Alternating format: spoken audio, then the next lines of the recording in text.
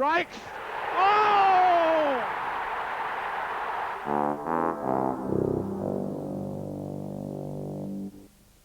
Adams, the captain.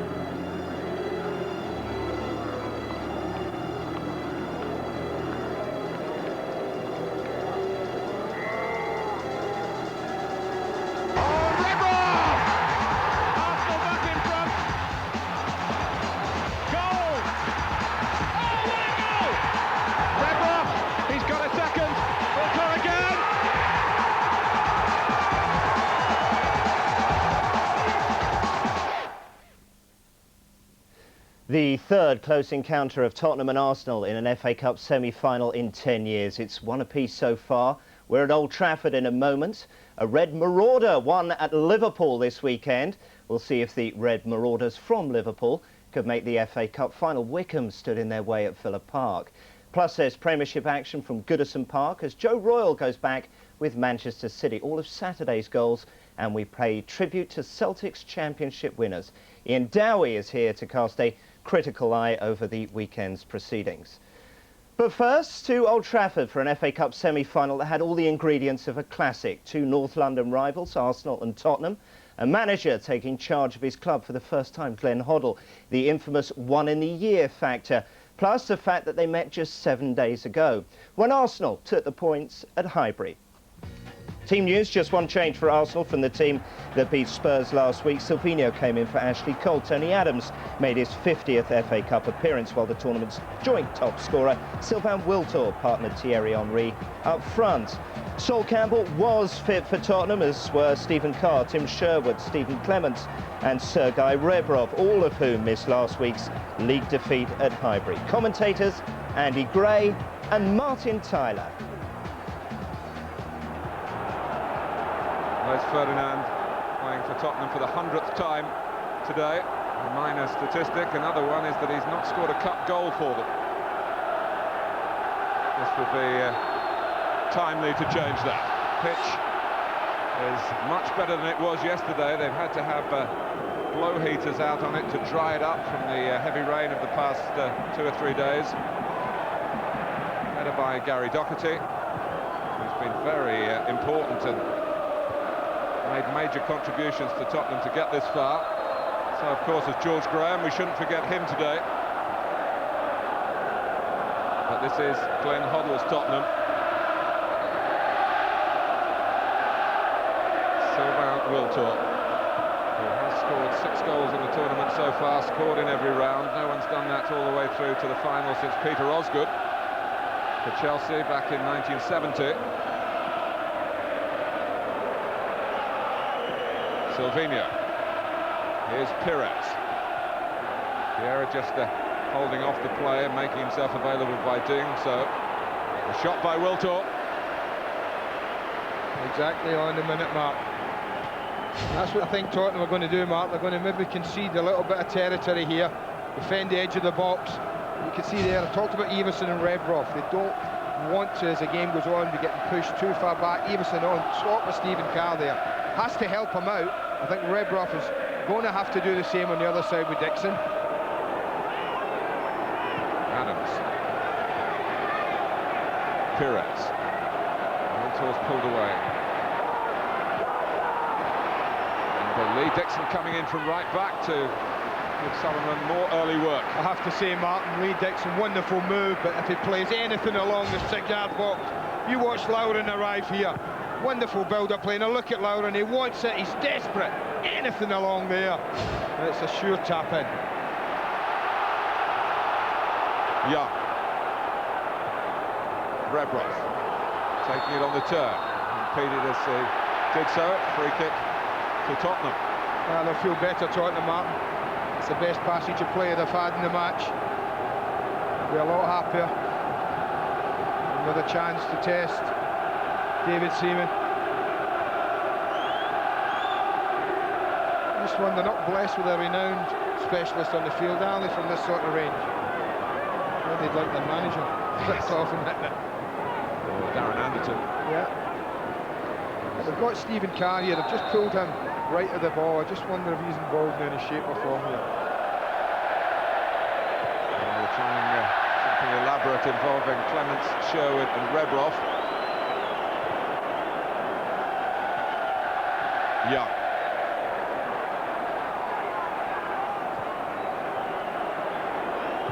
Doherty stayed forward, and he's got a touchdown to Ferdinand. He's made space for a shot. Seaman saves it. Comes back to Everson. Doherty! Well, he is an FA Cup talisman. Gary Doherty has scored the first in the cup run, and he'd scored the last at West Ham as well for Spurs in that game, and he scored here in the semi-final.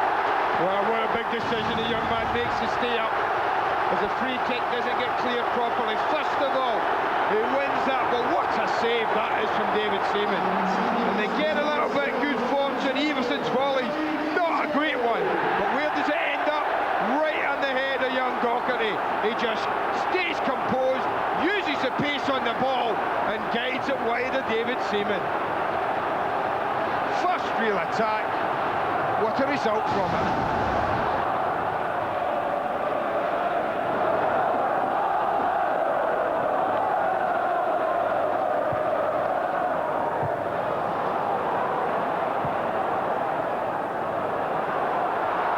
Clements is caught, and it's Perez. Is this going to be the equaliser? No. One foot for me. I know we're talking about an international footballer.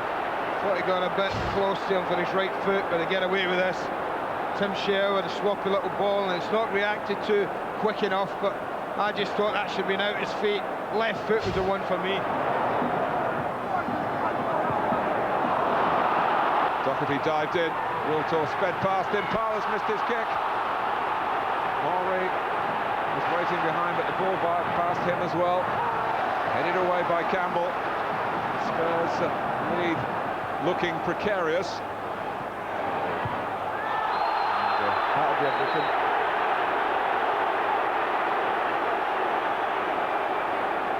If it isn't, he's a lucky boy.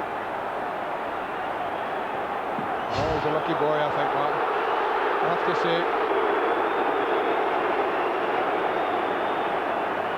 This is beautiful play from Wiltor. Oh, again, maybe wrong foot, maybe left foot. Should have been the favoured one. But brilliant play this was from Wiltor. Looked to pick out Parler. Just a fraction ahead of him, maybe. And Henry, it's not up level enough. Silvino. Henry. Oh, and Lee Dixon's come a long, long way. Kept out by Sullivan. And Clements, has it gone out for a corner? No. I have to say, I cannot believe this game is still 1-0. What a run. Just carved a gaping hole through Spurs' defence. And that's a magnificent ball across goal. Again, maybe choice wrong. Henry, back post, square ball from Dixon. Would have been the ball.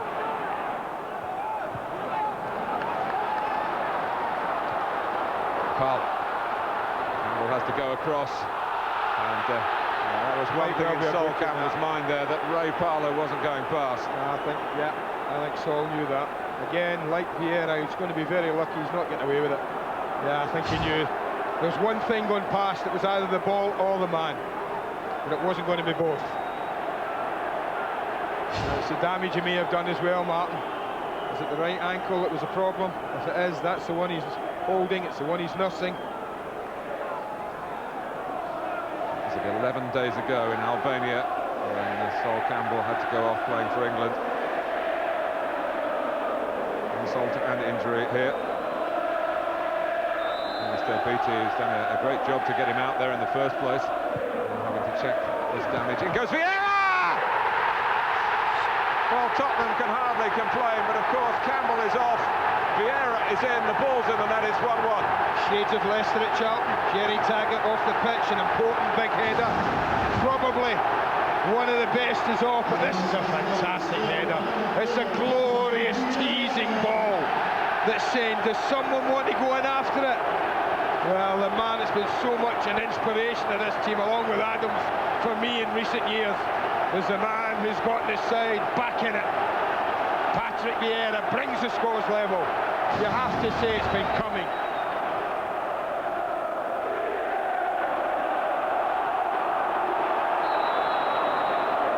I think he's got a problem. I don't think Campbell's going to last. Ledley King has got to be coming on. He's got to be the one. But Tottenham, Stephen Carr looking and saying he's got no chance. It's an admitted gamble. It looks like a gamble that's going to fail within 35 minutes. He wants off. But how ironic that the injury went on him again when he committed a cynical piece of play on the far side. And the difference with the Jerry Taggart incident, Andy, that you referred to the other weekend was, of course, Campbell was still getting treatment. Yeah. It wasn't just the formality of having to go off because he had some treatment on the pitch. I'll tell you what, Martin, if he's got a suspect ankle, then that is just going to be the end of it. I have to say, when you see it like that, crumpled under Ray Parlour's body, twisted again, more damage to it, no doubt about that. And at the moment, all the noise is coming from away to our right, from the Arsenal fans. Well, they've lost their lead, Tottenham, and they've lost their captain and their defensive linchpin. Of course, it was a risk, and in a way, so was the challenge on the far side, but Spurs were leading then.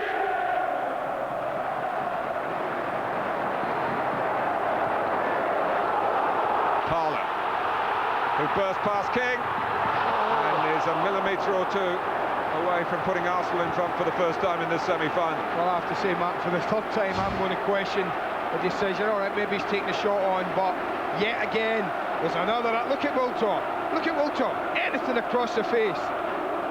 3 times Arsenal got through on the right hand side, 3 times they've ignored a player square on goal. Rolls his head, he wonders why it's still 1-1. Perez. Dixon again advancing from right back. Perez spotted him. Laura. Ori. And Chris Perry on duty. And my goodness, Tottenham needed him there. He's had a good start to the second half. Chris Perry Martin has made 3 or 4 really important challenges.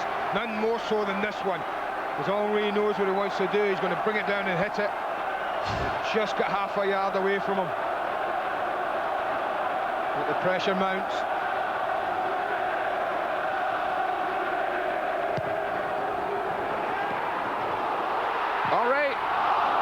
Save. What a save. I mean, he doesn't get the cross, but goodness me, does he do well. Second time of asking as it drops to Henry. He threw himself in front of it. Might add a little bit of help.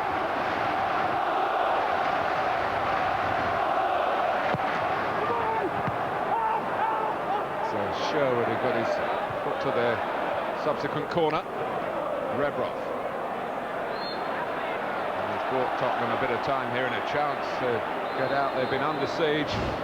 Well, this is the one. He comes out and really paws at this cross, doesn't get anything on it. Very quickly, look how brave he was. Throws himself at the feet of Henry. Clements. Now Show. And Everson. Well, with a scant share of possession, Spurs looking to show that they do still carry a threat. I just think that they had to change, Martin. They had to change by doing something different, particularly up front. The centre of midfield have done that. With natural sense to do such thing. Give Arsenal a problem at the back four. Ask them a question. Ask the 2 centre backs and Lee Dixon and Silvino. Are you both going to go both full backs when we've got 2 up front? One will certainly have to hold, I think. Third midfield player giving Tottenham a better chance against the excellent movement that Arsenal showed in the first half from their quartet. Perez, oh, Wiltord, Sylvain Wiltord, Sullivan saves it, and it ricochets behind, and well, the thread that Spurs are hanging by seems to be cut here. This is close, isn't it? Probably exactly in line, but this is another great chance. I tell you what, you cannot keep missing chances. You cannot do that without paying for it in the end.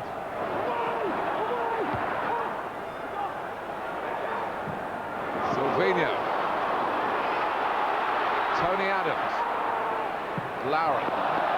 Challenged well by Clements. Put him off his own.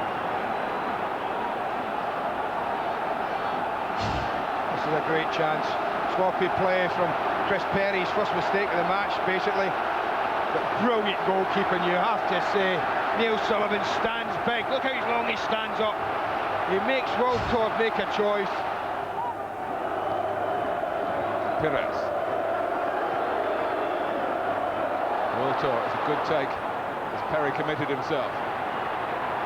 Henry whips it in. Oh, it's Ray Parlour! You cannot keep missing them. What a chance. Beautiful football again. Wiltord and Henry combined superbly.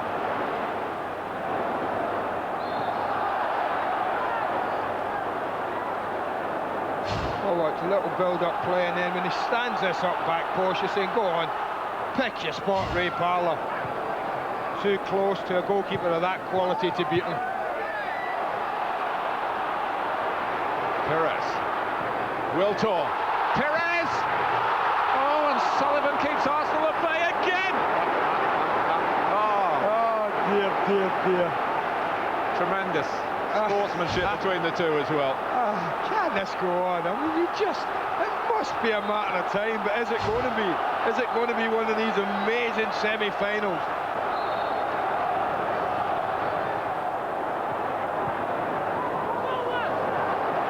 Carr in a legitimate position. Here's Vieira. Pass show. Still Vieira. Wiltord. Perez coming in from the opposite side. Robert Perez! At last for Arsenal! So many times the option was there first half. Refused and refused and refused it. But this springs from Patrick Vieira, Martin, in midfield. He won the ball and drove on. With Tottenham and committed men forward. Now look at this wonderful play. Delayed and delayed his pass. And then, when he's got nowhere to go, for once to play the ball across the face of the 6-yard box. And Perez has a simple tap in at the back post. Great ball across here.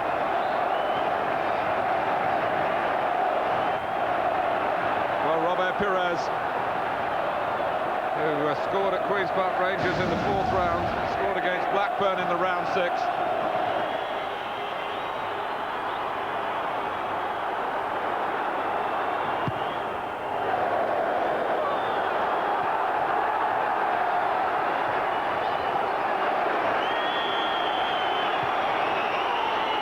Difficult team selection for Glenn Hoddle, having to gamble on the fitness of certain players, but it's Arsenal who go to Cardiff. Robert Perez, his goal, has settled the semi-final, and at this stage, 2001 stops for Spurs. Patrick Vieira equalised Gary Doherty's early opening goal for the underdogs. But in the end, despite the heroics of Sullivan, on the neutral soil here, almost 200 miles from home, the North London derby has gone with league form. Patrick, it was an incredible game to watch. What was it like to play in? I think on the pitch before the game we all get the pressure because it's a big place in the final to play. And I think today we show our experience to play the big game. And I think we deserve to win the game today. The fact that it was against your North London rivals, did that make it even more intense out there? Of course, I think the fans showed today that it was a really important game for them as well. And I think on the pitch we just tried to be focused on our game and we just tried to play the best we can today. And in the end we win it, we're really happy with that. I believe that we made it the hard way because we creating chance after chance, and after 20 minutes we were 1-0 down. So of course that gave a lift to Tottenham, and we needed to be mentally solid, and without losing our shape we tried to create the chances. And unfortunately we missed chance after chance, so you wonder always when you're in football if you will not pay that at the end of a game. But we could score a second goal, and then it was all over. We're bitterly disappointed, but there are circumstances behind the reasons probably why, we didn't perhaps perform and get the result that we were looking for. After going, 1-0 up as well, it's even more disappointing. But we basically didn't pass the ball as well as we should have done or could have done. It was very difficult coming in for 6 days, whether to try and change it a little bit and try and make them pass the ball a little bit more. Maybe we got caught in between two stools, but the bottom line is I can't, they put in every single ounce of effort they could. The circumstances went against us today. We're playing a very good side as well. Tell us how it feels to be in the final. It's fantastic. I'm lucky because it's now the second time here in England, so I feel of course proud to be at Arsenal and to lead this team, but when you go to a final you must win it. Ian Dowie is with us in the studio. Ian, Arsene Wenger there saying he's a lucky person. I don't think he was lucky with that scoreline. Lucky Tottenham that they perhaps didn't get beaten by a whole lot more. Yeah, 22 attempts on goal, and I have to say I thought Arsenal, that's as good a performance as I've seen from Arsenal this year. I thought they were outstanding. They had lots of purpose. They really did cut Tottenham to shrivels, really. And even though Tottenham at times had 10 men behind the ball, they really did defend deep, but their movement, they interchanged positions, Parler didn't stay, he floated around, Perez, Lauren, they all interchanged positions in the midfield, and it really gave Tottenham a lot of problems. But it was Tottenham who took the lead. Nominally a defender, but he's making a name scoring goals as well. No, one of the success stories there is a good ball in from Sherwood, just pulls off, it gets across the front of Tony Adams, who's caught a little bit of ball watching, and it's a wonderful save. And Lee Dixon gets caught in two minds whether they go back on the line, and inadvertently then plays Dockett onside. He just gets across the front of Tony Adams there, but wonderful. You watch this save, it's behind him when he stops it, and Lee does a great header there, but just inadvertently plays Dockett onside, who shows good composure in front of the goal, and he's definitely got a goal scoring record. But just before the quarter hour mark, Tottenham lost their captain and also lost their lead as well. Yeah, I mean, Terry, you see, I think it's his left leg gets caught under, well, it's definite foul. I think it's his right leg gets caught right under his Parler's body. It looks a nasty injury. That worrying thing, that could be a little bit longer term than Spurs have. But here you see it. Look, it looks quite clear to me that Les Ferdinand is marking Vieira there. But all Vieira's going to do is make a straight run across here, and Perez is going to try and whip a ball in on the top of Perez, who's what, 5'8", 5'9", against the 6'4" Vieira, and that's exactly what they do. Les let him run, and you can see it's a clear run. It's a wonderful header, and kept an inspirational display for him. Look at the height he gets up. It's a wonderful downward header, and beats the very impressive Neil Sullivan. I think Patrick Vieira enjoys scoring against Tottenham, doesn't he? Yeah, Arsene Wenger described him as phenomenal. C'est magnifique, I think the French would say, and he was, wasn't he? I thought phenomenal was faint praise on the day. I mean, he's got everything. Great feet, fantastic athleticism, he really has. I mean, here you show breaking things up, look, reads the game so well, shrugs him off with his strength, and then drives forward, just unfortunately cut out by Carr there. But here you see his vision as well, short passing, long passing, wonderful ball out wide to Viltord, who then sets up another play for Arsenal, another attack. And here we see the bit about his game. Look where he is. I mean, look at Carr, 20, 30 yards ahead of him, and he just switches into, I don't think he even's in third gear there. And, I mean, here's Carr's no slouch, and look, almost effortless, big stride, and then cons a little foul out of the referee. But the header summed it all out and capped a magnificent display from him. He really was all action, and set up the second goal as well. He was superb. People always look for the complete midfielder. He's got everything, though, in his game, hasn't he? He can tackle, he can run, he can pass. Yeah, he's got absolutely everything. I was saying about Steven Gerrard last week, and him, Roy Keane, he really can do everything. Really can. Arsenal certainly had their chances. Perez, I guess, will be cursing at this one. I thought Perez played very well, but the one thing I would criticise him is maybe he hasn't got as good a left foot as he had. Here, Lee Dixon, and it shows you how advanced the fullbacks were there. That's Silvino, one fullback, crossing for Lee Dixon, who does well and brings a save. Wonderful from Ray Parlour, who's energetic all game and misses by a fraction. And some of these chances show you that real dominance. Wonderful bravery from Sullivan, who kept him in it time and time again. Here was a borderline offside decision, but he stands up fantastic, Sullivan, and a bit fortunate it doesn't hit Doherty in going. Here's great football. Again, Doherty gets a little bit drawn to the ball, but it's deflected as well. And again, Sullivan stands up, and it's nice to see that bit of fun, and he's thinking, what we've got to do to beat this man. Sullivan, like the North London derby at White Hart Lane, Tottenham's man of the match, but for the winning goal, he perhaps got left cruelly exposed. Was Gary Doherty perhaps guilty of ball watching? Well, he definitely is guilty of ball watching, but let's not forget the part that Perez and also Vieira plays in it. I mean, he carries the ball fully 40 yards, and the thing to watch is Gary Doherty's eyes. He never looks behind him. He doesn't know Robert Perez is there. Wonderful ball from Will Tord. Perez has made up 60 yards and finishes it magnificently. And this is lovely. Look at it. I mean, the bit disguise here, superb. Really is. Cuts back. Good delay of the pass. Gets Ledley King a couple of minds, and then Gary Doherty all over from this. But Perez doesn't give it up. And no, you can't say it's no more than Arsenal deserved, because they were superb on the day. Where does this leave Tottenham? Perhaps without Sol Campbell for the rest of the season. Glenn Hoddle saying 6 days perhaps not enough to bet in. He's got a point, hasn't he? No, he has. I think he's talking about a rebuilding stage. I mean, George Graham under them, they've done magnificently to get to the semi-final and maybe lose Les Ferdinand for a while if it's a hamstring injury. So maybe it's time for him to have a look at some of his fringe players, some of his younger players, and assess exactly what he needs to bring in until the summer, when he'll start of next season. I think it's when you judge what Tottenham side under Glenn Hoddle will be like.